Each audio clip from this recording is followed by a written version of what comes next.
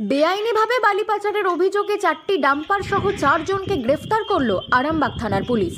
জানা গিয়েছে মঙ্গলবার রাতে আরামবাগের মলয়পুর সংলগ্ন মুন্ডেশ্বরী নদী থেকে 4টি ডাম্পার বালি নিয়ে আসছিল। সেই সময় আরামবাগ থানার পুলিশ মলয়পুর 1 নম্বর গ্রাম পঞ্চায়েতের বাছানড়ি এলাকায় চেকিং চালাচ্ছিল।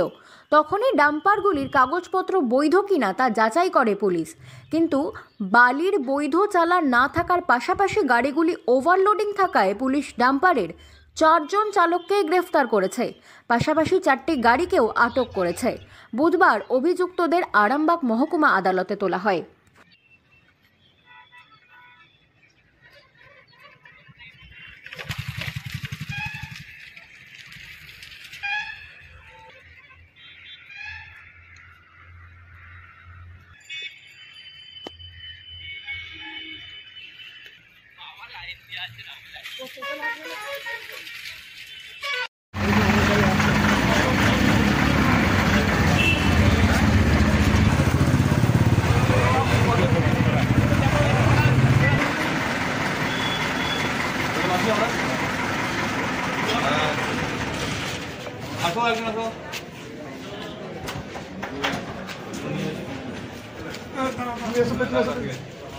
তিনজনকে নিয়ে না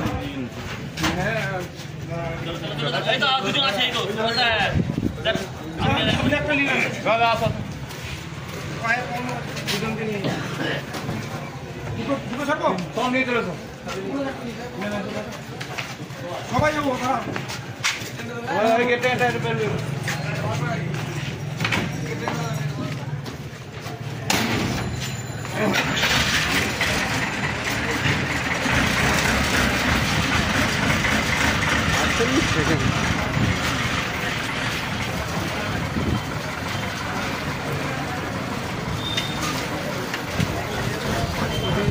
সাংবাদিক আজকে ভাইবো